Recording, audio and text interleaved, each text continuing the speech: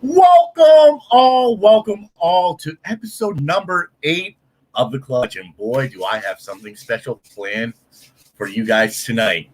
You guys all know him from the Naked Sports channel and from his show called Titletown Throwdown.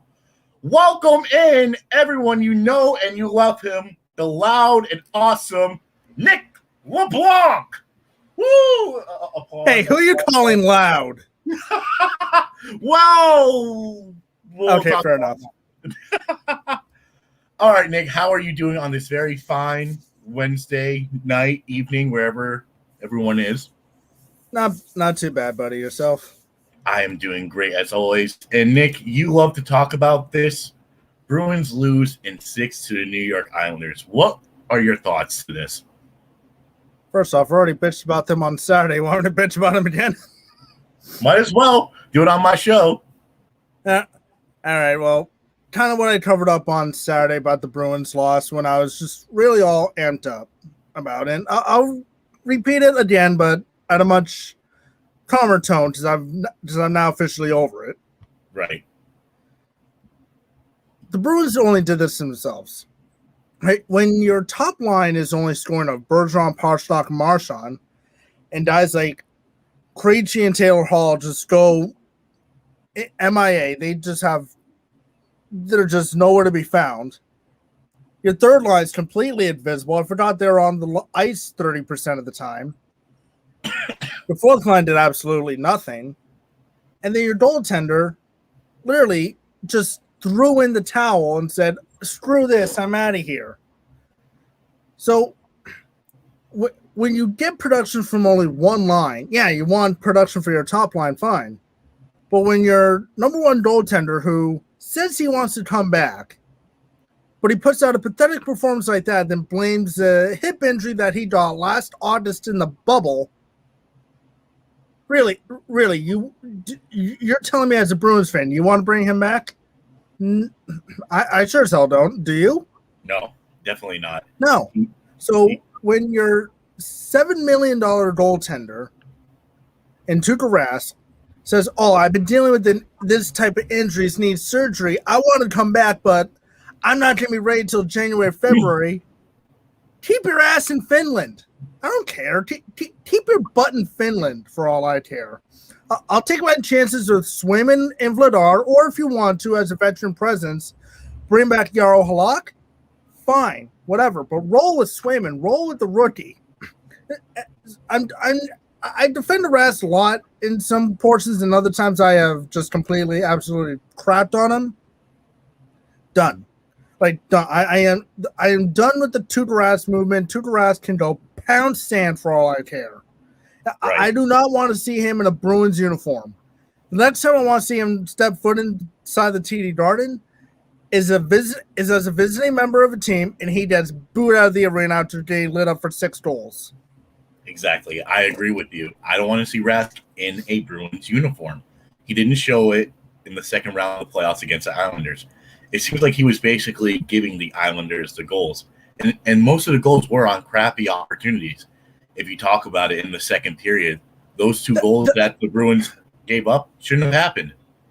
No, I mean, the goal in Game 3, he gave it to Matt Barzal. I give him a little bit of slack there. He had it initially, and then he lost it. It was underneath his pad.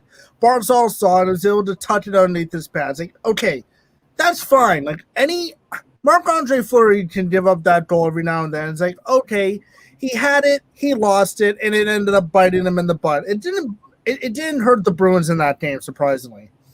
No, look, if you're a Tudor supporter and you literally have to ride him constantly, you say, "Oh, well, he stole you the Washington series." Okay, yeah, he did steal you the Washington series. When the hell is he going to steal you a championship? This year is his golden opportunity to steal you a championship, and he literally just took a big fat turd on your face. Exactly. You know, I knew it in Game 6. I said it on my show that I had faith in the Boston Bruins winning Game 6 and then going home for Game 7. Seemed like Boston wasn't really going to have that happen. It seemed they didn't really show it. Not in Game 6. And what killed the Bruins in Game 6 wasn't because of penalties. They got more power play opportunities than the Islanders. Just lack of physical play, lack of energy. They had no energy. When they tied it up, it's like, okay, they got some momentum. When the second Islander goal went in, they patched it and said, okay, we can't come back from this. We're done. And then they proceeded to give up 2 more goals after that, go into the room 4-1, and you just knew that this is the final 20 minutes of the 2021 Boston Bruins. Exactly. And, they showed it that they didn't want to play in a Game 7. Their lack of offense, their lack of defense, only scoring on power play goals, which is great, but it's great when you play on regular and you score on 5-on-5. That's what the Bruins need to practice.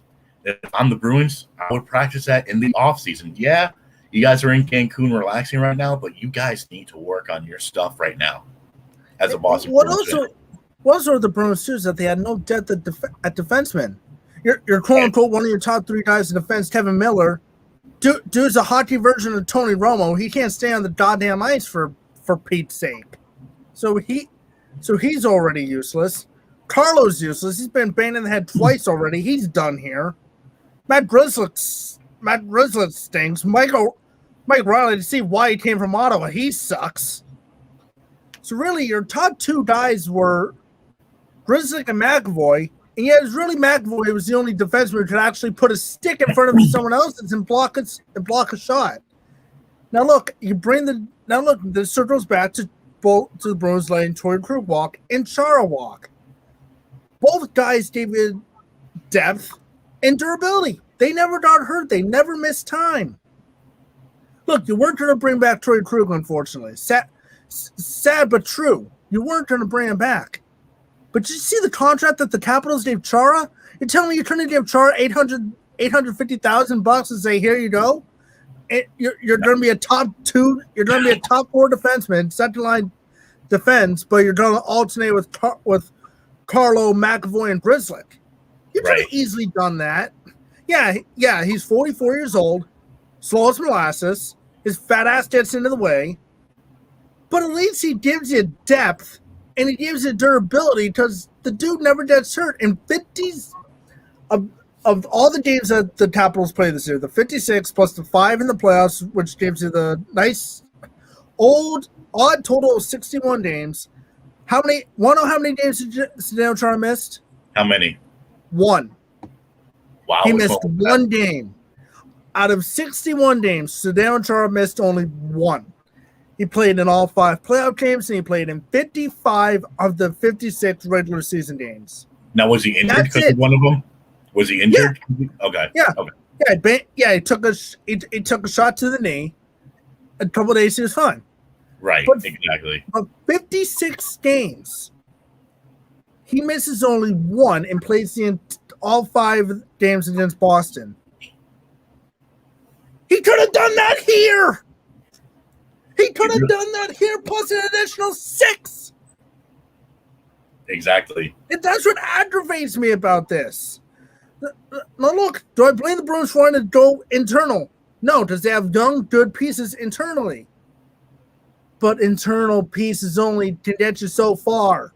You need that veteran presence out there. Knock on wood. Exactly. I think Chara's done. To be brutally honest, I think he's retiring. But if he wants to come back for 1 more year and Washington says we want to go in a different direction, just bring him back. Just bring Chara back home. Say, here's a 1-year deal. Second line defense. You'll get your minutes. Done. You don't have to. You can pay him peanuts and he'll be happy. Exactly. It was kind of weird seeing him in a Washington jersey. I mean, it was, broke my heart. Yeah, because you're a huge Chara fan, and to see him be signed to the Capitals, it was kind of like Tom Brady signing with the Tampa Bay Buccaneers. It was kind of weird. Well, I mean, different situations, obviously, but Brady willingly left because he was being forced out by the coach. Exactly. Chara got forced out by the organization.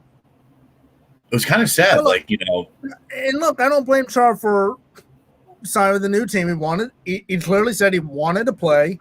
Bruins wanted him, but not in the role that Chara thought that he wanted. And I don't blame the Bruins in that aspect, but I also don't blame Chara in that aspect either. So, is what it is. I mean, it really is. It seems like Boston sports have been hurting with letting go of big guys, as in Mookie Betts, as in Gordon Hayward, as in Zdeno Chara. So we all saw this kind of happening in the Boston world of sports. Tom Brady in a 13-month span, right? Boston sports teams said goodbye to at least 20 great athletes. Exactly. And the domino effect was Mookie Betts. Right. The Betts and Price trade was the domino effect. Then it was Brady. Then it was Gronkowski. Then it was Hayward. Then it was Chara. Then it was, and it's just a domino effect after that.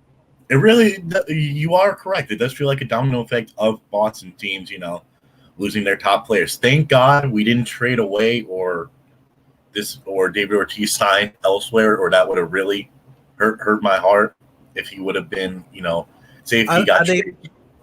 I think it would have broke everyone's heart if the Red Sox let Poppy go. Right.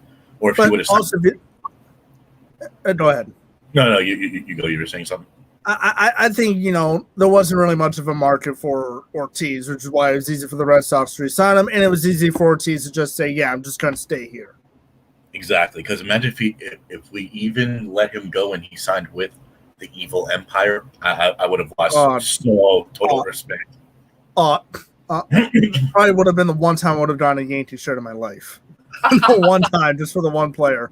Even though it would have been puked into my shoes and sending them to Jersey Street at the time. But if you think about it with Ortiz's standpoint, if Ortiz went anywhere outside of Boston, he was just going to be used as a bench guy, like possibly play occasional first base, pinch hit, and it'll be occasional DH. He wouldn't have gotten the at-bats like he was here in Boston, where he was the everyday designated hitter, and he played first base like 3 times a year. And that was it.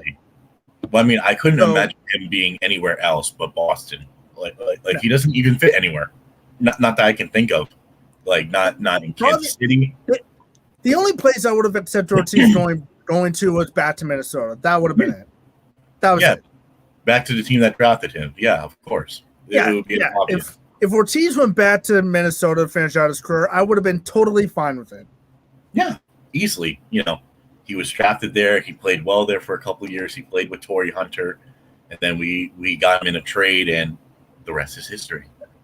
Signed him as a free agent, and Pedro was able to get him a job. Thank God. Thank God, Mr. Martinez. And then halfway through that season, the Red Sox finally came to their senses that Shea Hillenbrand sucked. And then finally got Ortiz in at DH. I totally forgot we had Shea Hillenbrand. I totally forgot that we had him. Mm-hmm. I mean, he's going to be down as one of the greatest Hall of Famers, first ballot for sure, if nobody votes him first ballot.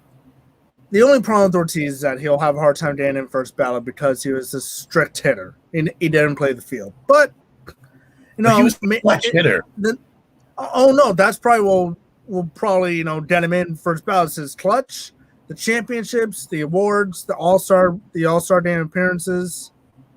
It's a damn shame he never won an MVP, but when was the last time a designated hero won an MVP award? I'm trying to think of who, but I don't think I can think of any. No one.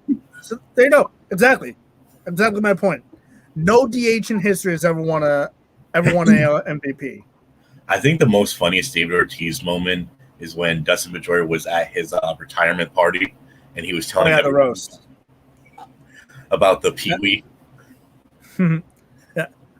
Just back to the Bruins before you want to jump to the next thing. The Bruins have 3 key unrestricted free agents coming up.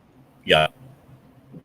Mr. Rask, who I say no, bye-bye, take your sorry butt back to Finland, I don't care. David Krejci and Taylor Hall. Of those 3, I bring back Krejci and I definitely bring back Taylor Hall. It seems like it. Definitely bring back Hall on a nice long-term team-friendly deal. Bring Krejci. I'd only bring Krejci back if he's willing to take a team-friendly deal, like a 1-year, I don't know, $2.5 $3 million deal. Correct. Only certainly on that deal. Took Rask, forget about it. Like, bye. We'll see it never. I mean, out of all teams, I could probably top 3. I could possibly see them going. Probably Pittsburgh wouldn't be a bad option. Just go to the Kraken and call it a day. Yeah, release the Kraken. Why not? I mean, probably the Kraken, Penguins. No, not Toronto.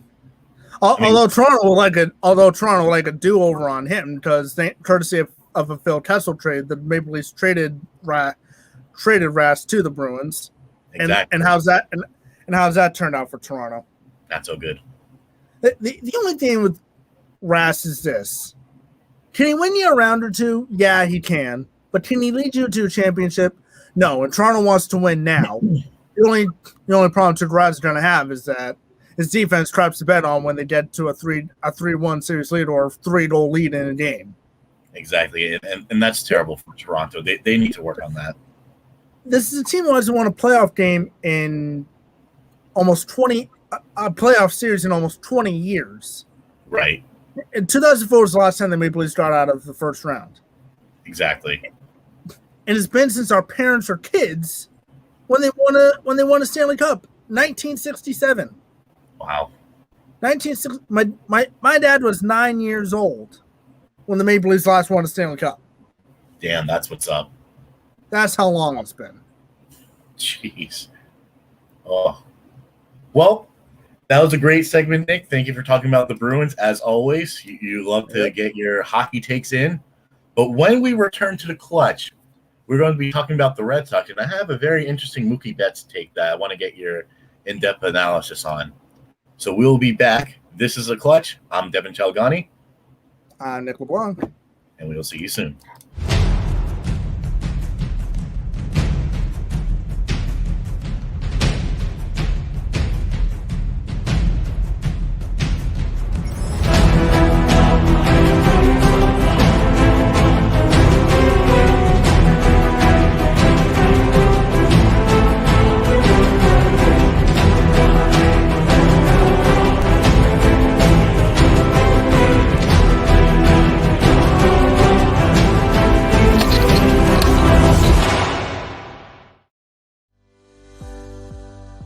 Pharmaceutical company Prevacus says their new concussion medication Prevacol helps repair nerves and promote cell growth. We can get the drug in the brain in less than 5 minutes. And our plan is when we get that diagnosis on the field of play, give the drug nasally, get it in the brain quickly. When it gets in the brain, it actually gets into the nucleus of your brain cells, and it reduces swelling, inflammation, and oxidative stress at the same time.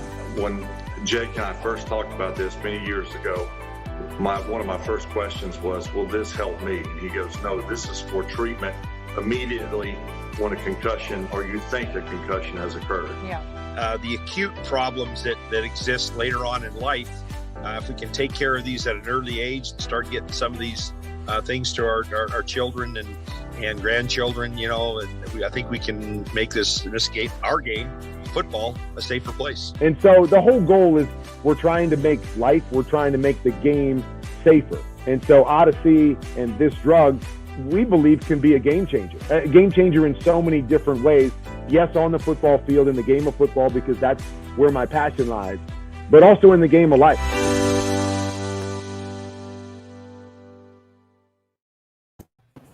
Welcome on back to The Clutch. I'm Devin Telgani. I'm Nick LeBlanc and Odyssey. And Odyssey Group International, you can find them at www.odysseygi.com. All right, Nick. The Red Sox are on an amazing 2-game winning streak right now. They are right now. Win streak. Hey, it's something right now for the Red Sox right now. I wouldn't expect us to be in second place. I really didn't. I expected us to be in fourth place right now. The fact that the Red Sox have 41 wins is a miracle. They about to have 42 wins right now because they're up 2-0 in the bottom of the second inning. You say that now, and look what happened last night. Hey, it could happen, and anything could happen in baseball. You never know. But it's really interesting to see how hot the Red Sox are right now. Would you expect them to be almost at 42 wins and one game back of the Rays for first place? Would you expected that? I wouldn't have either. No, I thought the Red Sox be in fourth place, hovered around 500 like the Yankees and Blue Jays are right now, and kind of just going with the flow of it. Zero expectations, but no, here we are. We sit here on June 16th. They're in it. They're right now. The season ends today. They'll be hosting the Houston Astros for the American League wildcard game, which is amazing. Well, I mean, I could definitely. I know this is early. We're only into June. I'm saying this, but I could possibly see us making a nice little playoff run. I could see the Red Sox making that. We'll see. I mean, you still got tough opponents. You still got to play the White Sox again in Chicago. That's going to be tough. You have to play the A's in Oakland next weekend. The weekend after the Yankees series. You got to go out to Anaheim. You still have to go out to Seattle. So right. You still have to make that. So you still have to make that entire West Coast thing. You have to play the Mets 2 more times in September. Who knows where they'll be at that time? But the NL East is like the NFC East. The whole division stinks. Everything blows exactly, but it'll be interesting to see how well we can do out in the West Coast and against these NL teams too. It's the NL East, so first off, it's okay competition, not the greatest. I mean, you're not facing the Dodgers, you're not facing like a Giants, you're not facing a Padres or Cubs or Brewers. You're not facing the hot NL teams. You're kind of playing the teams that are like, they're lukewarm. They're just there for show. Right. But like the Marlins. The Marlins are a different story. The Marlins are the joke team of the NL that won't win anything unless there's 60 games. Excuse me. Sorry, Marlins fans out there. Yeah, 60 games. Yeah, unless it's a 60 game season, you need to make the playoffs based off of luck. Exactly, and no fans. But I'm happy. Fans are back, 100% capacity, basically, for all the MLB teams out there. We're going to see some games, which is going to be so cool. But the Red Sox right now, their season is just Hunter Renfroe. It's just on a hot streak right now. That's been a great free agent acquisition. I give Chaim Bloom a lot of credit for that one. I do too. I was thinking to myself, we got Hunter Renfroe. He's an old San Diego Padre, old Rays. I was like, that's a decent pickup. But then all of a sudden you see him throwing the ball all the way from. He almost has, if you kind of compare him to like a Vladimir. Yeah, he has like a Vladimir Guerrero, Yoenis Cespedes kind of arm out there, which is great. We need some arms and we need some cannons out there. Verdugo is showing some great, absence, which is great. PK, I give him a, low slump, but Renfroe is just on a tear right now. 8 home runs. Renfroe has been a great offseason acquisition so far, and he's good to watch, and he saved a lot of runs from the outfield. He's really getting comfortable in right field at Fenway.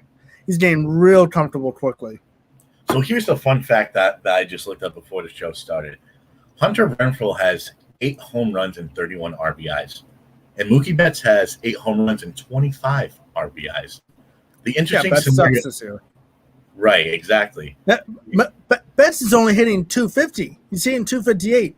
You got Verdugo is hitting 290, and Renfroe's hitting like what, 280 something? Something like that, yeah. Somewhere close. And get this, Renfroe is getting paid $3.1 million per year. You know how much Mookie Betts is getting paid? Oh, he's getting paid out the nose. Yeah, he's getting paid $25 million compared to $3.1 million. Who do you think's winning that sweepstakes right now? Verdugo is still on his rookie contract. Yeah. You have him for dirt cheap. I think we have him for like what, 1 more year, if I'm correct, maybe? I think like 2 or 3 more years of team control. Yeah, because his first year. First year is 2019. Right. I believe. And we're in 18-19, one of the two. Right. So we have him for at least possibly 2 more years. At least another 2-3 years. It seems like he loves it here. He loves the atmosphere. He loves joking around with everyone. He loves the home run carts thing. He's interacting with Yankee fans, which is great and weird at the same time, but he's loving it. Well, as a talent perspective and just overall, Who would you rather have, Verdugo or Betts? If you're actually telling me Betts. Yeah. Like if Mookie Betts said he would, and I heard this on the radio on my way home today, so I'm going to use this here. If Mookie Betts said that he would want to stay, would Alex Verdugo even be here right now? No. Well, maybe if you smartly trade Benintendi to the Dodgers, not Verdugo, instead of trading Benintendi for Franchi Cordero, can't hit the back end of a flipping barn unless it's AAA pitchers. He's in Worcester right now, which is great. Yeah. So, look, if Betts said that he wanted to be here, he wanted to stay here long term, Mookie Betts should be here right now playing for the Red Sox. He wouldn't be out in L.A. But no, Betts didn't want to be here. Dodgers paid him out the nose. He's struggling. Verdugo is making peanuts. He's having a blast. He is. Him and Renfroe are like the two brightest stars that we have on the team. And I want to say that about Devers and, Bogarts too, but, they're contributing well. Devers just hit not even 2 nights ago a walk-off, single, which is great. He's been playing some excellent defense. But Verdugo's come up clutch all season long. He hit the game-winning home run last night. That barely got out. Exactly, and his excitement running around the bases, he felt like probably a little kid running around. I don't think he knew that he was going to get out of there because the look on his face is like, I just got under it. Rutherford is like, hey, on a minute. I mean, in all honesty, I thought it was like a pop up the center field. I'm like, oh crap, we're going to lose this game.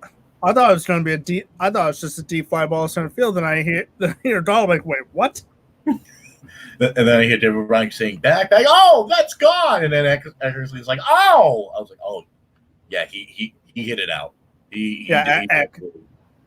I smelled that one coming. Smelled what? What are you smoking in the studio? Exactly.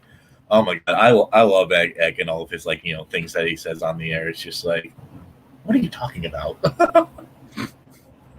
I mean, but JD's getting up there. He has a little bit of a slump, but hopefully he can wake up soon and start hitting bombs like he has been before. But I'm loving this team. Second place, about to be 1 game behind in first place. I can't say anything but good vibes. It's a team to like because this team gives you 2013, 2018 vibes. Just a great team.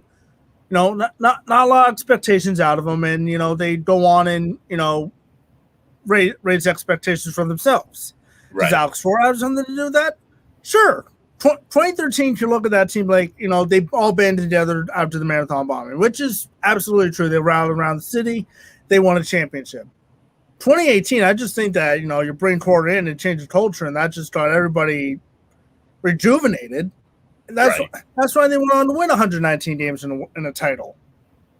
And I think Cora definitely has something to do with it, but it's also the fact that, this Red Sox team got overlooked almost right away. Everyone's looking at, the A's, the Yankees, even the Rays are getting more looks than the Red Sox. Red Sox put that right up on the bulletin board and said, all right, let's go out and prove some people wrong. So far they have. And I think, you just said it a couple of seconds ago. Alex Cora has been the spark plug that the Red Sox have been looking for ever since last season. Alex Cora definitely had a comeback. He definitely had a comeback, but how long his leash is, it depends on how well, A, the team performs, and B, if he gets caught in another cheating scandal, because now baseball's cracking down on the pitchers with their substances, and, if a Red Sox pitcher gets caught with the substance, the first man they're looking at is Cora. Exactly. So Cora has absolutely zero leeway to go here. His leash is already short with baseball fans in general. How long his leash is with the Red Sox, who knows? Exactly. I mean, it would really hurt my soul to see the Red Sox fire Alex Cora again for another cheating scandal. But the Red Sox aren't really known for cheaters. We really aren't. We're not the team to cheat, unless you're the Houston Astros. But that's another story to talk about. But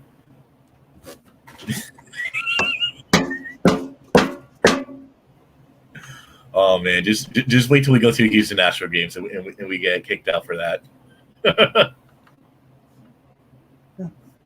But going back on the Boston Red Sox, they have a weekend series against the Yankees. That's going to be tough. I think we hopefully we can sweep. I was surprised that we went out to New York and we swept the Yankees. Not even. I believe that Yankee series is a 4-game wraparound series. Was it? No. Next weekend it's I believe it's a 4-game set. Ooh, if we could take four, no. If we could take at least, I think we could take 2 out of 4 from the Yankees. If you can split that series to the Yankees, you'll be in good shape. Exactly. I mean, I don't think we can go for a 4-game sweep.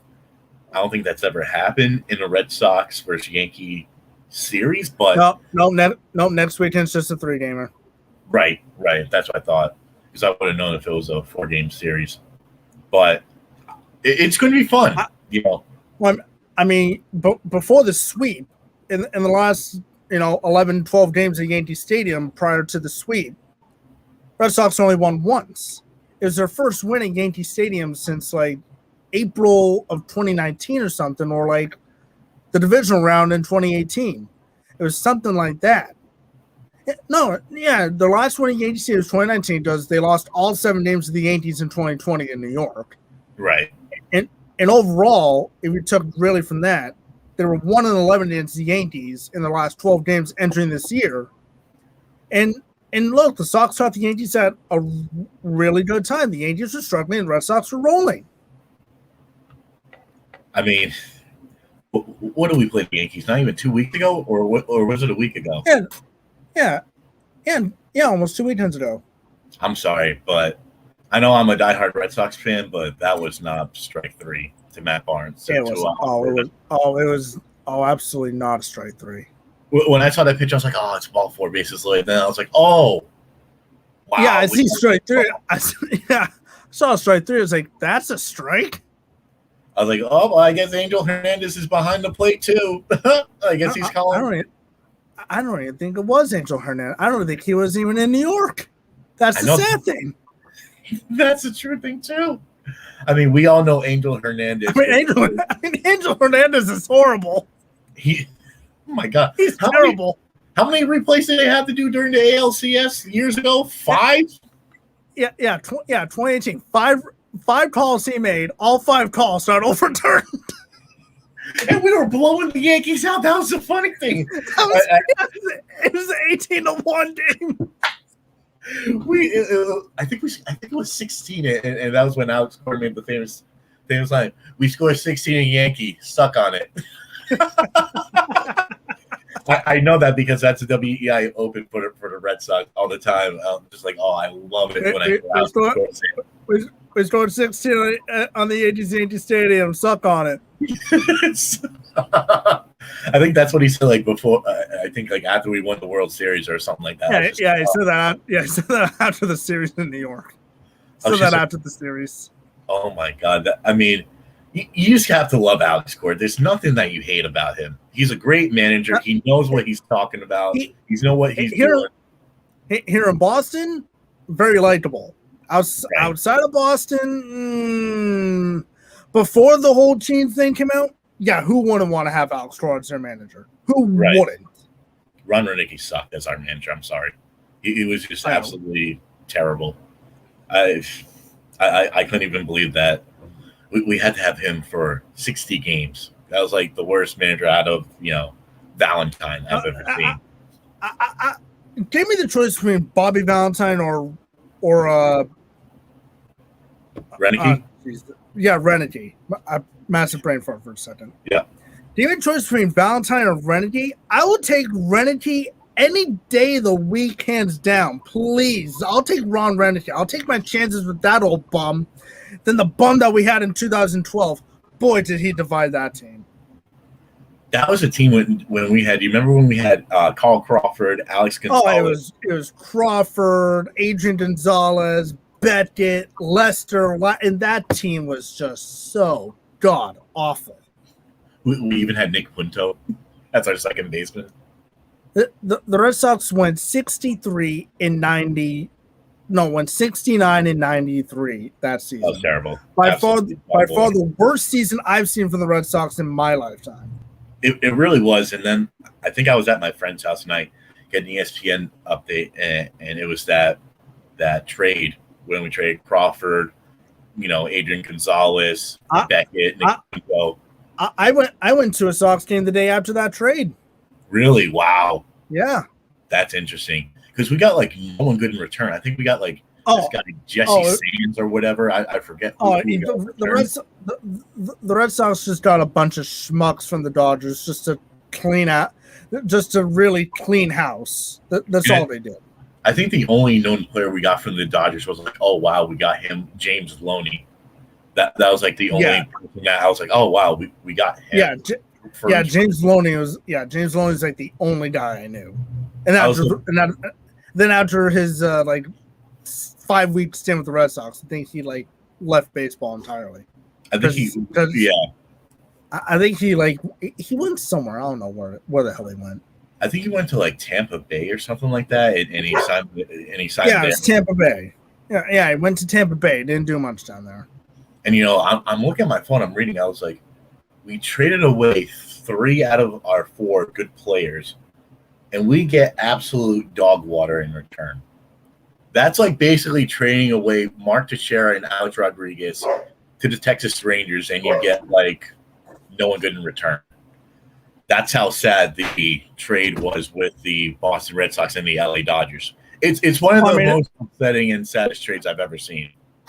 Well, it worked out for the Red Sox in the end, not so much with the Dodgers. No, I know. Carl Crawford. Carl Crawford, he did okay in LA, but he stunk. Beckett retired midway through a season after he threw a no-hitter. That's right. I totally forgot about that. Because Beckett, he did okay. Yeah, after he threw a no-hitter, he's I'm done. I quit. It's LA's not really the place I want to be. I'm going to retire. I'm going to throw my cleats. Exactly what it is. Exactly what it is. Gonzalez is there, stuck around for a while. I think he left in 16, I believe. Because I think he left. I think he retired. Retired.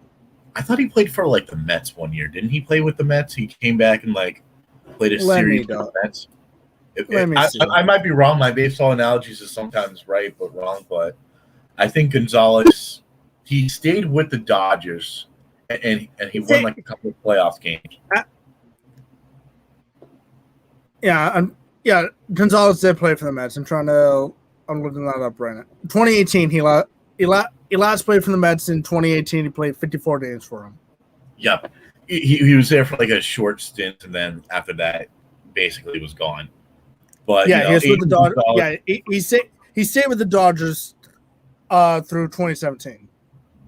And the trade happened when in 2012.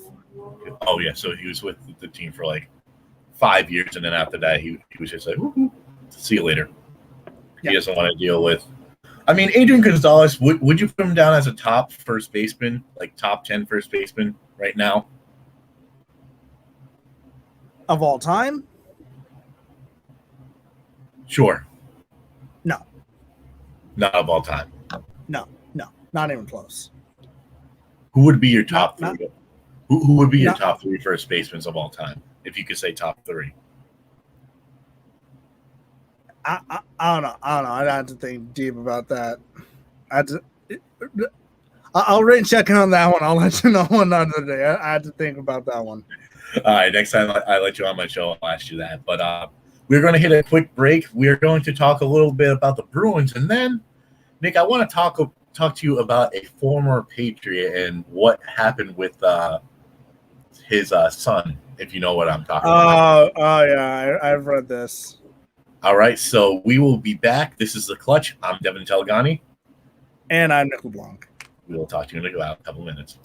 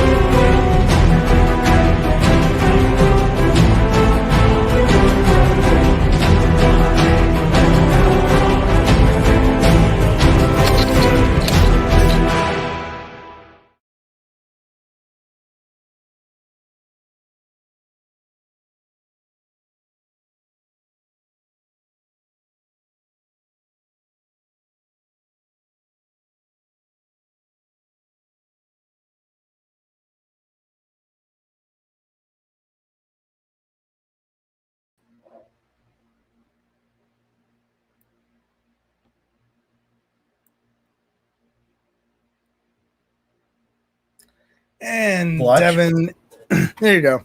Sorry, was I freezing a bit? Yeah. I think your Wi-Fi timed out on you for a second.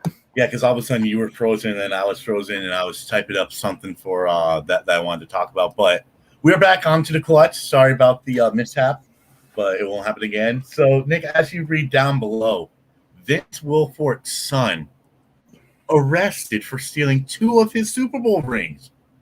What are your thoughts on that? Talk about trying to make a quick buck and doing it off your own father. Like, what? I'm sorry. Why? Like that's my question. Why? Why would you do that to your own father of all people? That's what I'm talking about. I mean, would you do, like, say if you're in Vince Wilfork's hands right now, would you do that if your son like stole, like, say if you won 3 Super Bowls and he stole 3 of your rings? Would you call the cops and say, hey, my son stole 3 of my rings? After I done beating him with the sledgehammer.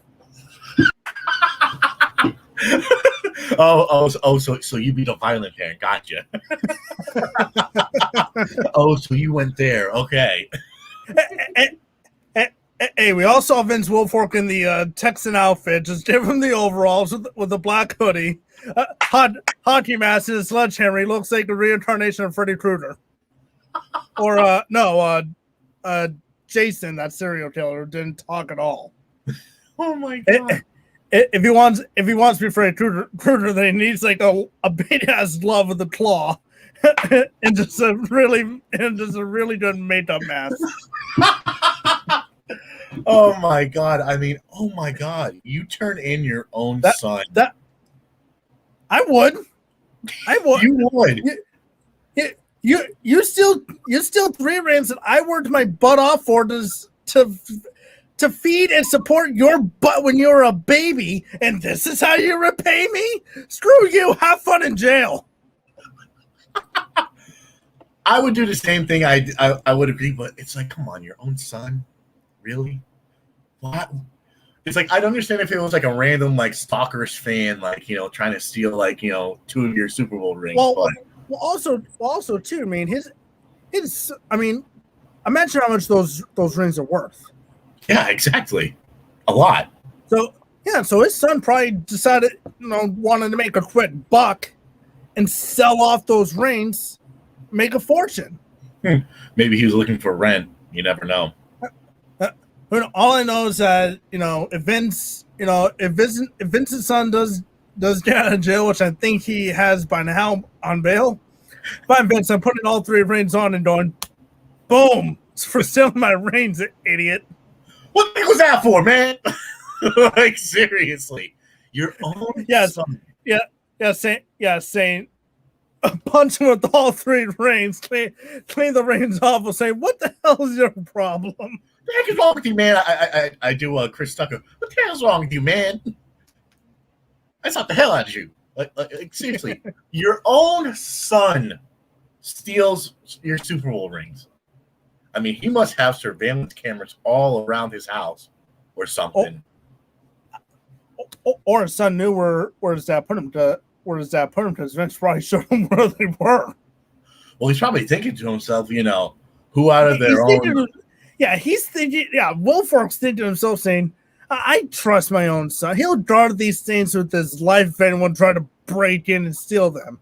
How the hell is he supposed to know that his own son's trying to steal his own rings and sell them off? My only one option is he has to have surveillance cameras all around his house, living room, bedroom, downstairs. He has to have them somewhere. I'm surprised he doesn't have them locked up in a safe somewhere. That's what I would do if I was him. He's what? Imagine Brady's son, one of Brady's sons, sneaking into his trophy case and stealing all 7 of his Super Bowl rings. That's what I'm talking about. It's just like, man. Now, granted, that kid will make a lot of money. Oh, and he sold some of his jewelry too. I'm just getting the ESPN update. Wow. $300,000 worth of his jewelry. Damn. I can only imagine what he was trying to spend $300,000 for. I mean, why? I mean, here's the thing. Why would you want to do something like that? Steal your own father's jewelry. Like, what's going on with that? You got me, man. You got me. I mean, this reaction from Vince Wilfork, his own dang son, family member. I don't blame Vince for calling the cops on his son. I really don't. Well, here's the thing. Here's my scenario. Think about this. It probably hurt Vince in the process, saying I had to call the cops on my own flesh and blood because he stole 3 valuable items from me. Exactly. I mean, it probably happened to him before with his son, and maybe Vince probably sat him down and said, "Hey, man, if you do this again, I'm going to seriously have to call the cops because technically you are stealing from me. These are my Super Bowl rings that I earned. You didn't earn them. You didn't play for the New England Patriots for almost half a decade." But it's just this happened a month ago, right? And we're just talking about it now. I know. And so this is Mike Reese from on ESPN reading the article right now. Yep. Wilfork's son arrested last month and charged with stealing more than $300,000 of his father's jewelry, including 2 New England Patriots Super Bowl championship rings, according to a police complaint released by the Galveston County District Attorney's Office on Wednesday. Police allege that Wilfork's son, DeAndre Holmes Wilfork, 23, sold the rings and other jewelry after stealing them. So you were correct. He did sell them. Yep. He was arrested May 22nd. Well, howdy doody. But what that makes no sense to me is this. He was arrested the 22nd. Yeah. Why are we hearing about this 3 weeks afterwards? Maybe someone just forgot to put out the report. Right. Vince Wilfork's son stole Super Bowl rings. That's kind of important. So, according to the police complaint, Wilfork told authorities that he did not report the jewelry missing or stolen immediately because he was unsure if it was packed in storage. On May 10th, he said he received an email from a lifelong Patriots fan informing him of a post in a memorabilia group saying that his Super Bowl rings were for sale, which led to the filing of a police report. Wow. Police made contact with the individual who posted the rings on the memorabilia group. The individual told police he purchased them from Wilfork's son for $62,000 in 2020. Last year. Jeez, man, what you own? The rings have since been turned over to police, according to the complaint. Thank God. But last year, his son sold his father's Super Bowl rings for $62,000. First off, what average Patriot fan has $62,000 laying around freely? What take do you it, do? Take it. Shut up and take my money. I need to feed my family. Here, $62,000. Police also discovered that 8 other pieces of Wilfork jewelry were sold in March of 2020 for $4,600. So his son did this over a year ago, and we're just hearing about it now. What is going on with the world? You know the world is just completely screwed when your own son's stealing from you, especially your ring. Own father's jewelry and Super Bowl rings for $62,000. It's just like, man, I would have sold it for more, to be honest. I would have sold it for $250,000. Screw it. There's some idiot out there. It's like, who would spend $62,000 on a Super Bowl ring? I would have at least sold it for $1 million. It's a Super Bowl ring. A ring. If it's Super Bowl 49, then about average market prices for 04, you could easily get $1 million off of that. Right, exactly. Oh my God. So he But sold the fact that he sold them for $62,000, and we're just hearing about it now. 2020, last calendar year. When in 2020, it doesn't say, but the jewelry was sold in March for $4,600. So his son, for a short time, probably made a profit of $68,600. Oh my God. He must have been loving that money because I hope he can bail his butt out of jail right now with making all that money. If he has the $68,000, that is. If I was in Silver, I'd be like, That money's mine. Thank you. If he still has the money by now. You know how awkward it would be to ask for your own jewelry back because your own son has sold it? You know how awkward that would be? Yeah. I mean, do I blame Wilfork for finally missing right away? No, because he thought it was locked up. He thought he had it locked up somewhere.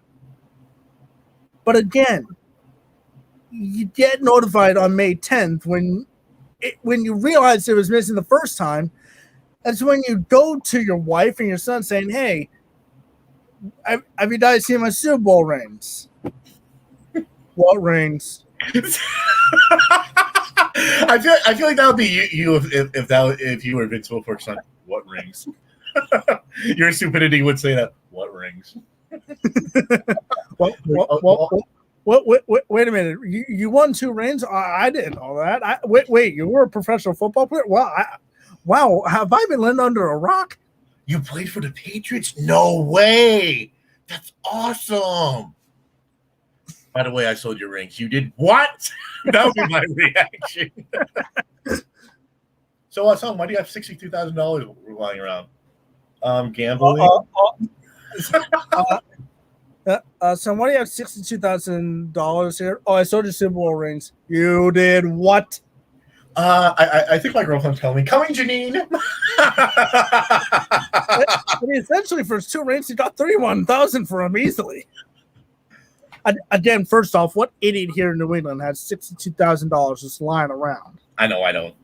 I know you don't. I would love to have $62,000. You kidding me? I'll be boatload of money if I had $1 million with me right now. I'd be like swimming in it. I'd be happy if someone gave me $100 bill right now. Merry Christmas. Thank you. It's just like, I'd be happy if someone handed me $100 bill right now and I'd rub it across my face and sleep with it. Free. Basically. Yes, I love family members. But what I just can't wrap my head around right now is, I thought he sold them last month, and we're coming out with this now. I was like, okay, fine.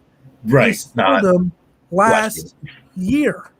Why wasn't there a report on this last year? And we're hearing this a year from now.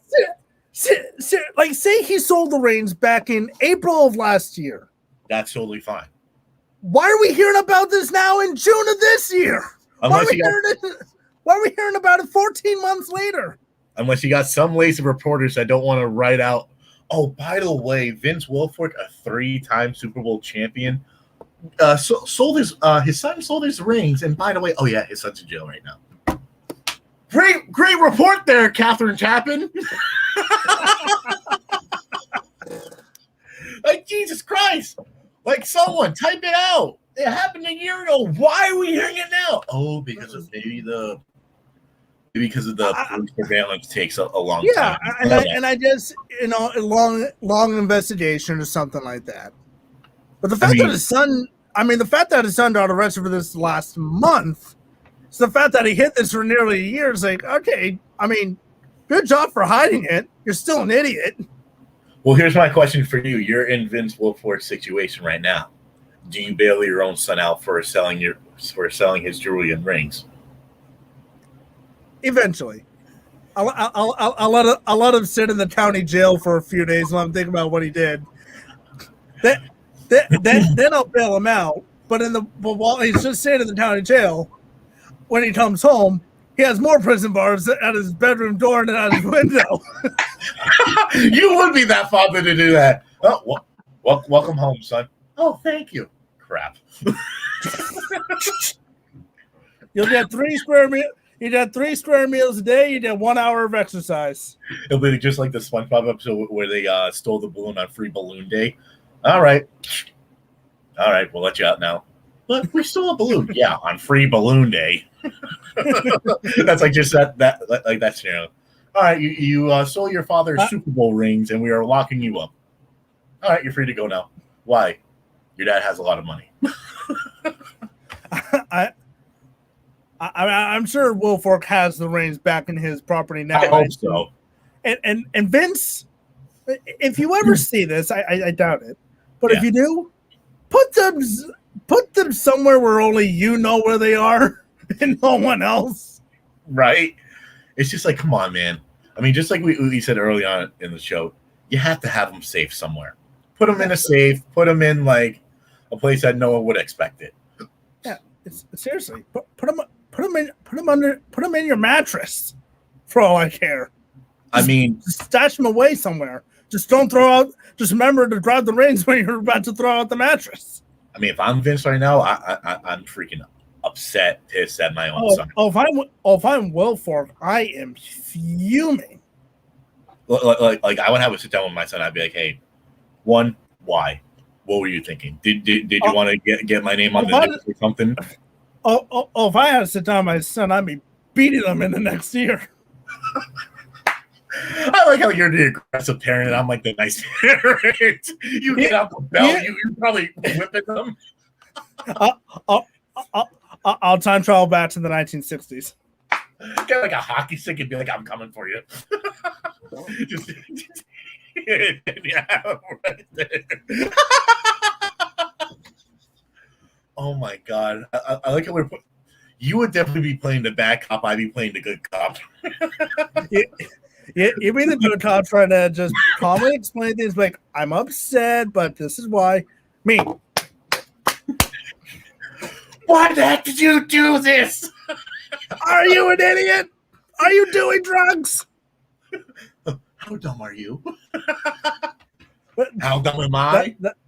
That's you. How dumb are you? Like, if you need money, just ask. Well, here's the thing. Would it have been a different scenario if it was like his own daughter doing this? Do you think it would have been a different scenario, or do you think it would have been the same? And probably maybe about the same. I mean, either way, if your own flesh and blood is stealing from you, and if they're valuable things, they're human. Regardless if it's your son or your daughter, it doesn't matter. You're Exactly. fuming. You're fuming regardless. Just who knows what he spent the $68,000 for? Who knows what he could have spent it on? I mean, man, what would you do with $62,000 right now? I don't even know what I'll do with $100. It's like you were just talking about that even 5 minutes ago. Oh, I'd be loving it with $100. I don't know what I'd be doing though. Literally, someone gave me $100 right now. I don't know what to do with it. What am I doing? Basically, if someone dropped like $62,000 in my lap, I wouldn't know what to do with it. I'll probably put it in the bank. Use it for an apartment. Like, say if I loaned you $62,000, I think you probably look at me and go, no, if you drop $62,000 in my lap, I'm looking at you saying, "Where the hell did you get $62,000 from?" TikTok. No, I'm kidding. My views went way up. Yeah. Oh my gosh, Nick, as always. For every 8 videos you make a penny. No, I usually post like 4 to 5 per day. Wednesdays are my days off. Okay, fine. Still make a penny. Well, guys, if you haven't been, follow this guy, Nick LeBlanc, on TikTok. It is Sports Director Nick. He's almost close to. You're almost at what? 12K now? Close to it? Halfway there? Yeah, about 500 away from 12K. Yeah. Nice. And if you guys don't follow me, Deb the Sports Guy, I'm over 30K, close to 31K, and I appreciate all you guys for following me. Nick, as always, it's a pleasure to have you on the show. You'll probably be back for more times if you want to, because, dude, we've had like an hour of funness of talking. It reminds me back of our Dean days. Exactly. And if you guys love Nick, he will be back more times on Wednesdays. But Nick, as always, I'll be back on my normal time on Saturday. Devin's going to be there as well. Devin's going to be my special guest as well, and we'll get into a lot more discussions. A lot of plans for the Seas coming up. They need a huge overhaul, Bruins huge overhaul, and we'll probably dive into a lot of NFL headlines. And hopefully next time when Nick LeBlanc comes on my show, he will know what to do with $62,000, right, Nick? I still don't know what the hell I'm doing with $62,000. Well, hopefully by Saturday when I see you, you will not have a firm answer by Saturday. I guarantee you that. Nick, as always, man, it's a pleasure having you on the show. First time, episode number 8. You made it a great one. And I will talk to you next time. And I'll see you guys next time. This is The Clutch for the last time. I'm Devin Telgani. I'm Nick LeBlanc. Thank you for listening on to The Clutch of